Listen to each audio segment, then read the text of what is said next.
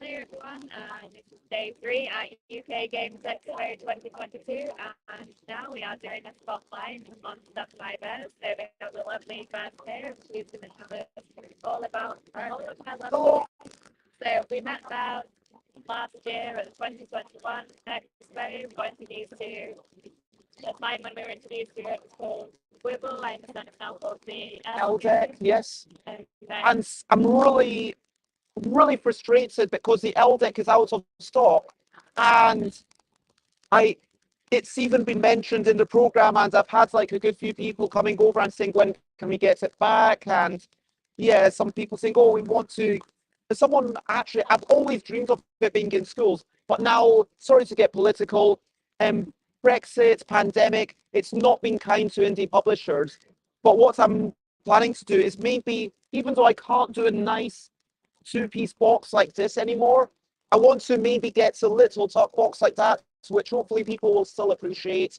And I will even come out with brand new art. There's going to be the original typeface, which has two letters on each card, very nicely drawn. It's good for people with visual impairments and people with dyslexia. I've been really excited by what sometimes people can't see it and they say, oh, I can't see it. But then after a few minutes, are like, oh, I can actually start seeing the letters because all the letters are slightly more weighted at the bottom, slightly more weighted on the left to make it stabilize in your eyes.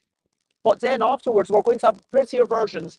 Like, imagine one that's an E with 40 different shells collaged together, or an A with like 40 butterflies all put together. There's going to be one that's graffiti style. There's going to be one that's drawn in a more naturalistic way that looks like it's all full of trees. Different flavors of the same game. Yeah, but like, let's not focus on what I don't have. Let's focus on. What do you have? Okay, so nicely portable games that you can take anywhere and play anywhere with your friends. yeah, like this is honestly last year the Betty bargain bag was a new idea, and I was like, how can I make something cheap that I just want to try it out? It's print on demand. How cheap can I sell it? I worked out £5. It's the absolute cheapest I can do it at. Let's go to UK Games Expo, print 50 copies of a game about wee whimsical creatures and trying to identify them after some makes noises.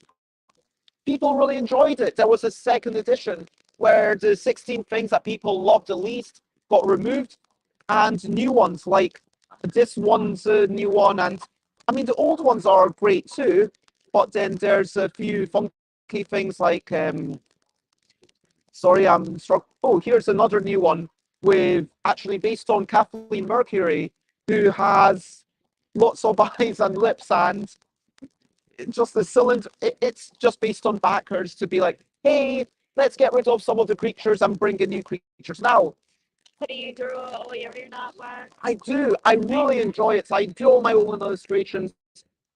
What gives you the inspiration when you're doing the design? The same.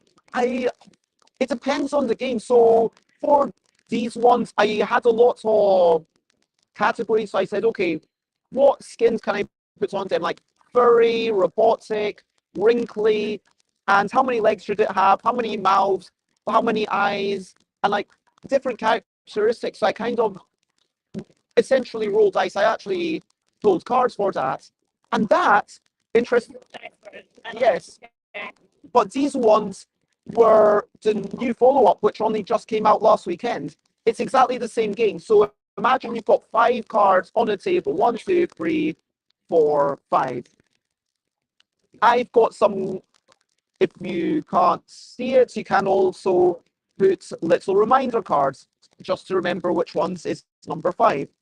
And then I would shuffle these cards that have numbers on them, choose one, and close your eyes. I'm going to make a noise. So which one of these creatures do you think it was number 1, 2, 3, 4, or 5? And which ones are you torn between? I'm torn between these two, like dog, something like a chicken and a purr, A, B, and then multiple B. But it's got like an extra mouth almost in its arm, so I mean, Probably number one. And it was number one. And that's basically the game. You listen, you guess. If you're right or if folk agree, then you rejoice. And it's just a happy game. And there's all the creatures are also double-sided. So you've got 80 unique creatures. With this one, I drew 84, and then I've got an assistant now that who works for me 2 days a week, and it's brilliant. I just drew all these things, and then they did the work that I like to do less. So they scanned them in and then put it all together for the pre-production, and then it's like they made this. I mean, that not like a gorgeous thing to composite together? I mean, there is creativity in what they do. I don't want to undermine Chris. Without Chris, I would not be able to make as many games as I have. So, if you got this one, so. And this is a perfect one to talk about. The players, the drawing stuff instead, so the players that they're making their own art. Exactly, because I was doing a live stream where someone said, "Oh, that would be a fun game. Roll some dice and then draw some creatures." And I thought to myself, "Well, rolling dice, that's expensive, but what if we have it on cards? So a bunch of creature features. So could you draw a creature with tentacles, ridiculously long arms, a cute nose, and a thin, flexible tongue?" So someone will draw creatures, and I'm going to try and draw really quickly. And there's going to be a little cute nose, and it's got one eye there, and it's got a thin, flexible tongue, and it's maybe got some foot. I want to give it a foot. That's my creature. Very quickly. So eventually, once you're done, you put it over, and then you flip it over, and maybe someone says, "Oh, I like how there's a giant foot, even though you didn't have to do a giant foot." And someone else might. And what compliments would you give this art? You don't have to compliment it based on what I had to draw, just based on what it looks like. I like when it's a cyclops, the one eye, and that just put that detail in there. I like that they're clearly very happy. Mm. I like that the not just is the tongue flexible and long, it's also very thin, so it can be used in multiple applications. And then at this point, the artist would all get showered with praise, and everyone would have their 5 minutes of, "Hey, I'm a lovely person," or a talented artist. And then at the end, they try to compliment one of the other compliments. So they might say, "Well, thank you very much for talking about the smile and talking about how it was very happy, because I think that it was an expression of myself, and I think a little bit of my current joy went into that. And to have that be noticed, that is not the default, that it's not just everything needs to be happy, but I really appreciate that compliment. And you notice something that I wouldn't have actually thought more deeply about. So that was a great compliment. Actually, there's no winning in the game. I'm having a really good time being nice. Well, getting creative. there kind of is. So if you deflect or reject a compliment, then you lose. Right. And when you get your compliments complimented, you feel like I was the best compliment. So you might feel like, yay, I kind of won. And if you don't know how to compliment, then on the other side, it gives you little tips of what to compliment, and like don't. So it can hopefully, yes. Ultimately, people are struggling. It started off a lot more gamey. So it started off like, okay, then the person who got the most of their compliments complimented was the winner, but that doesn't even need to be stated. People feel good about their compliment being complimented anyway, so you want to achieve that. And then at the end of the day, it is, as you say, just a lovely thing where you walk away feeling a little bit more of a kinship, a connection to all these people, if that makes sense. Yeah. So I'm really proud of that, and it started off with something that I never would have done had I not been able to do print on demand. And I printed 100 of the first edition, and then for this convention, I only had a few of the first edition left, so I printed the second edition. And just to give credit to Chris, all these colors that you see on the front, I told Chris that I wanted 52 unique fronts because that's the kind of person that I am.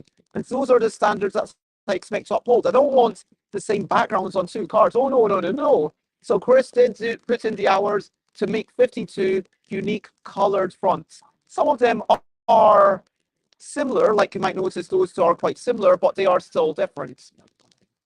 Yeah. Really, really pretty. Thank you. And I'll pass on to Any tips for, so you want to keep a lot of your games quite low cost, so someone that's maybe starting out in making their own games, creating their own games, and they want to do something simple. Do you have any tips for them about like creative think about what you can achieve with a game, with a card game. Because think about what you have. Cards are cheaper and easier to produce than a board game. Restrictions breed creativity. You can do so much with a deck of cards. A deck of cards, sure, a lot of these are really simple games, but you could have something super complex and meaty. I mean, Keyforge or Magic or Netrunner, those are really deep games.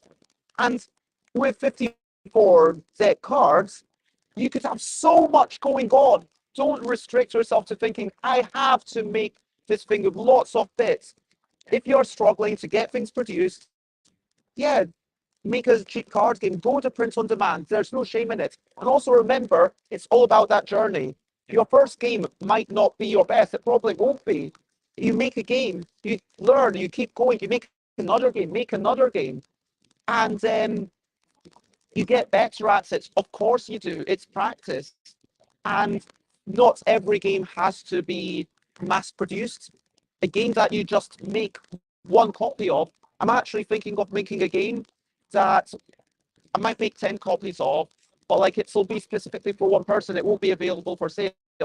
It'll literally be a very private thing that I just want to share with my own friends. And that kind of expression of love, where frankly, it's not going to be the most innovative mechanic. It's not something that you'd like, oh, why can't I play it? It's just got art that it's going to literally have some photos of them in it. And I like that, sometimes reskinning something, thinking, how can we make this for this person is fun. And there's massive value in that.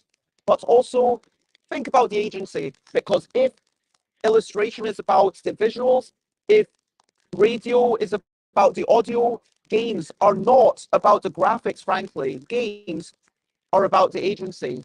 the experience of playing? Like this one, this is a game about quickly matching words to pictures, but never words to words or pictures to pictures.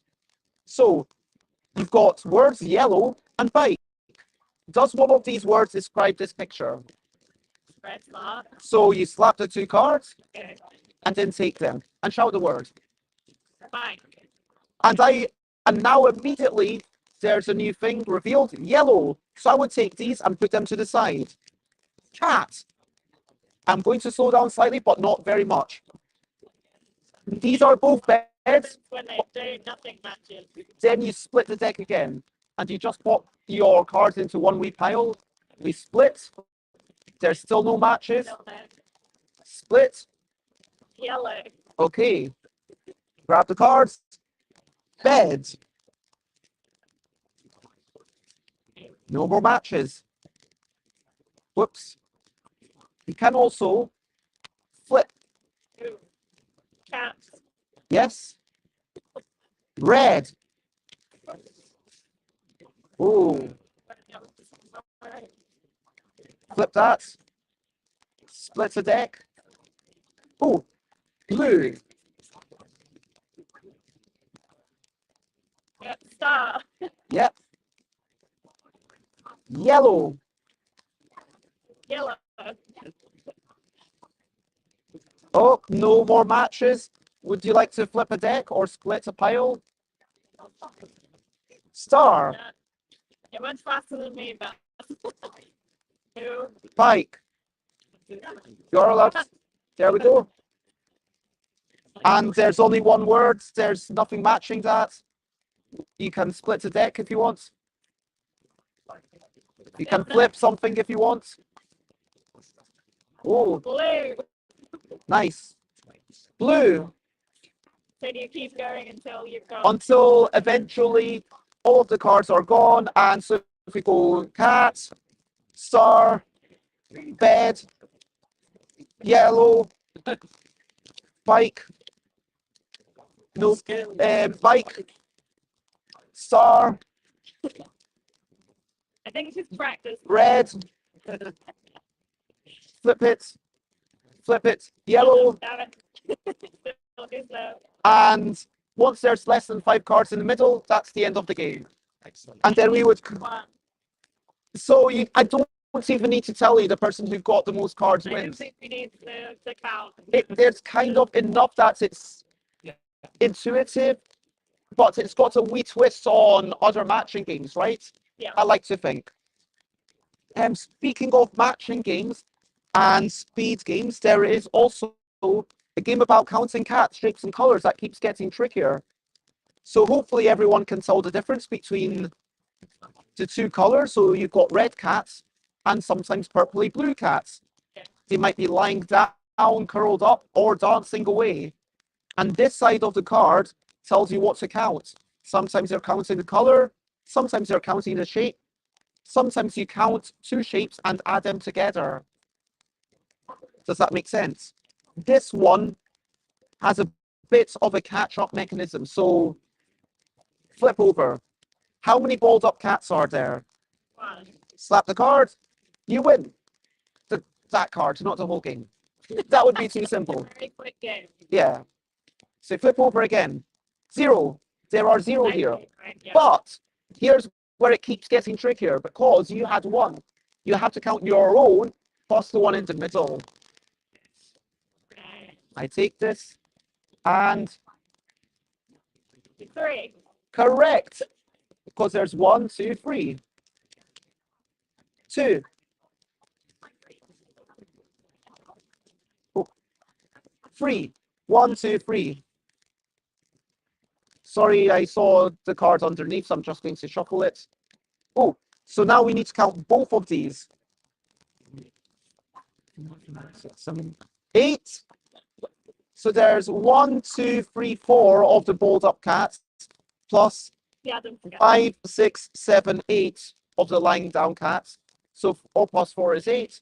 So that was correct. And we'll see how he gets on. Number 1, 2, 3, 4. And remember to slap. And it's already getting pretty hard for you with your 2 or 3 cards, right? 10. 1, 2, 3, 4, 5, 6, 7, 8, 9, 10. When you get to 5 cards, you win the entire game. And Every time. I'm so slow. what you can do though is it's a really easy game to balance. You can just say, okay, you try to get to 4, I'll get to 5. And then if someone's still winning, you might say, okay, you try to get to 4, I get to 6.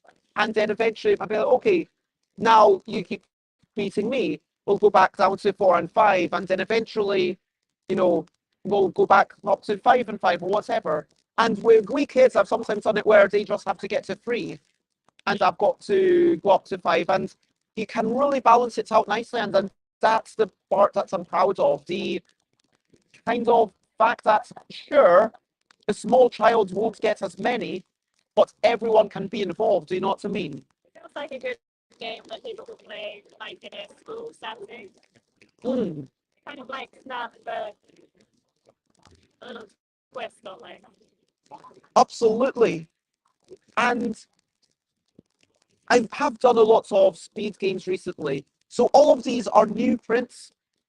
Pretty much all of them came out this year.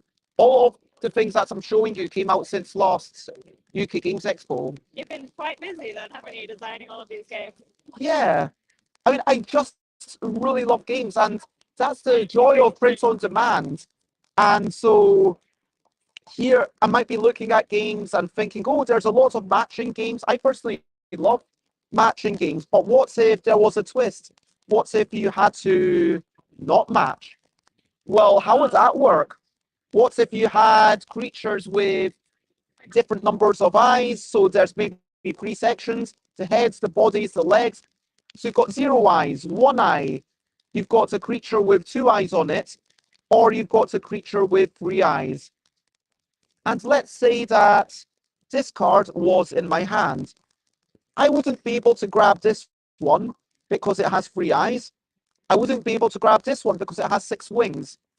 And this one has 2 legs, so it's not totally different.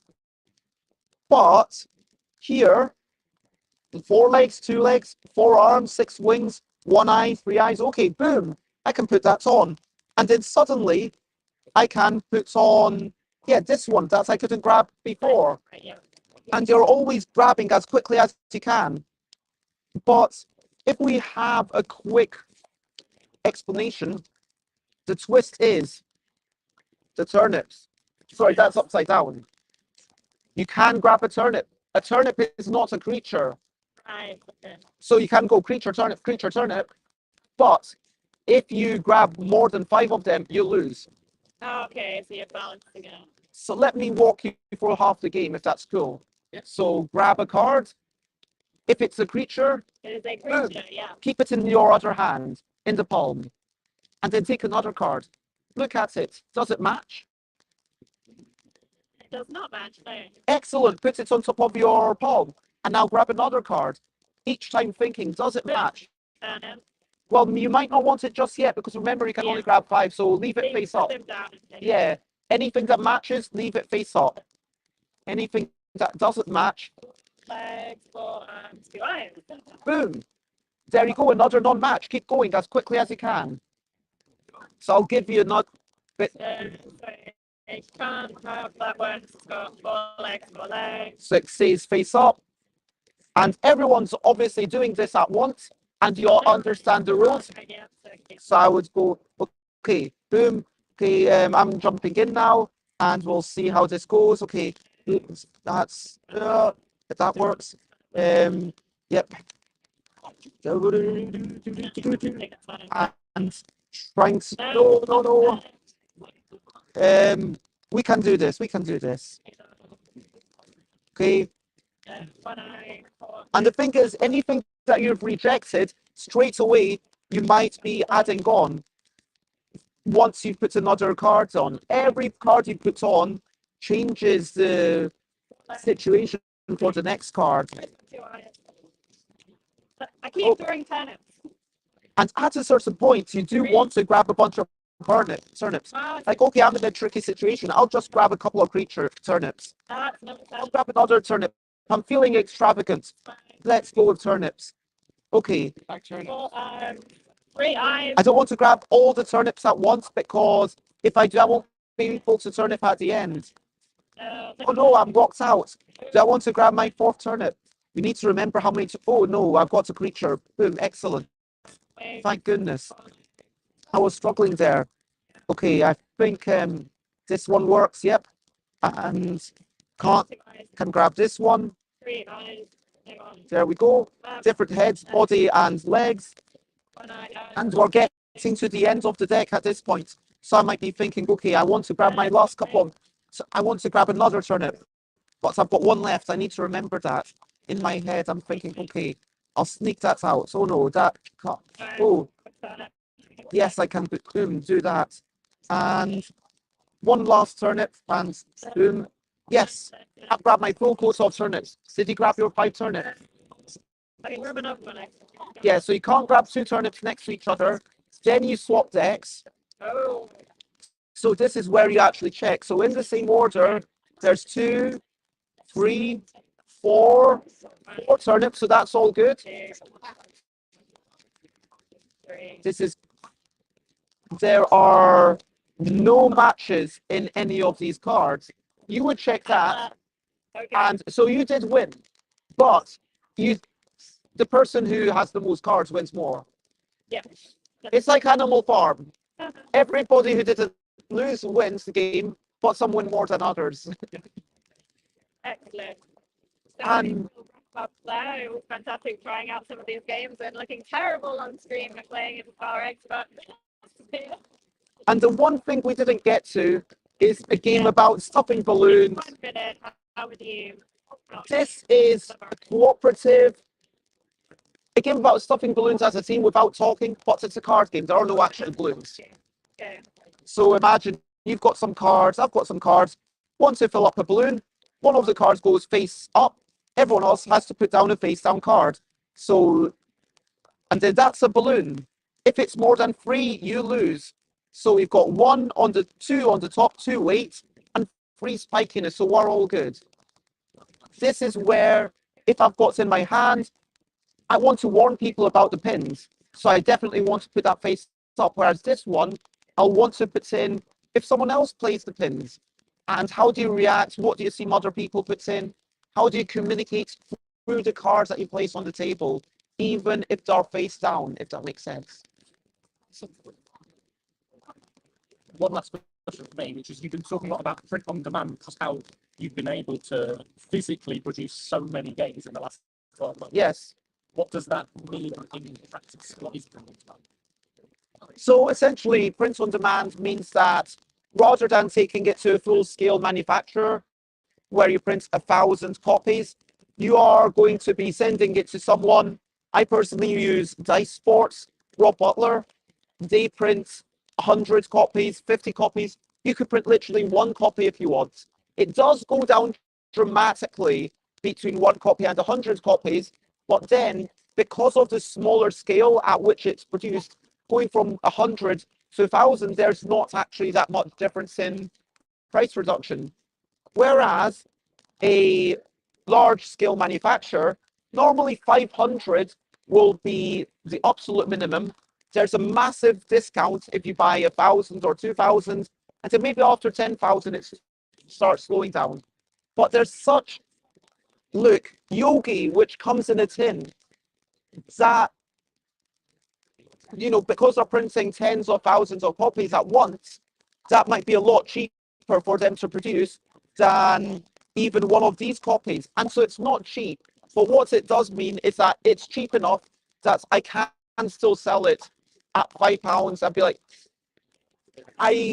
it's a test. I don't need to make much money on this. But that's why I started doing my second edition things once it's at 750. And I do want to think about financial accessibility, but going forwards in my Kickstarters, I'm going to have what they call community copies. So 10 copies, anyone who can't afford the full price thing will be there, be able to get it for just £1, posted within the UK.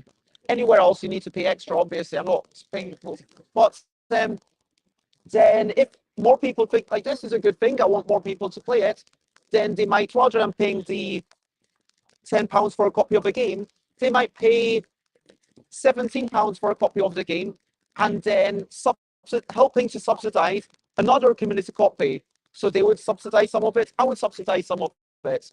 And it's a way to make it so that people can afford things, but financial accessibility doesn't mean making it cheap for everyone. It means making it cheap for those who can't afford the full price things. I think the gaming community is a really supportive community, as we have seen here today in the last 3 days at the UK Games Expo, that everyone's coming together, Absolutely. sharing ideas. It's been absolutely amazing. We've certainly had an amazing time speaking to people like that, amazing creative people. And yeah, it's been a pleasure. So It has been an absolute delight, and thank you very much for being here. yeah, thank you for being here and enjoying Aw. all of your lovely games. Thank you. So thank you everyone for joining us. It's been a pleasure speaking to you guys. If you like our stuff, make sure that you like, share, and subscribe. We're available on all the social media platforms. And Pointing at your website at the moment, which is on the bottom. yeah, Oh, so if any of you viewers are interested in buying some of your wonderful games, where do they need to go? That's one final thing. they can find my website as at Stuff by Bez, as you might see up there on the banner, Stuff by Bez. You can also find it stuffbybez.com. My shop is linked on the main page from there, and I will be doing a massive overhaul in the end of this month once I've managed to do a stock count and recover a little bit from UK Games Expo. It's been so much fun being here, and it's been a delight chatting. Excellent.